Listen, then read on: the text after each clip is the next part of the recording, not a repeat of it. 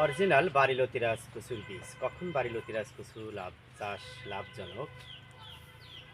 ভালো বীজ ভালো ফসল। প্রিয় দর্শক, আপনারা দেখেন এই চারাগুলো যাবে সুদূর গোপালগঞ্জ।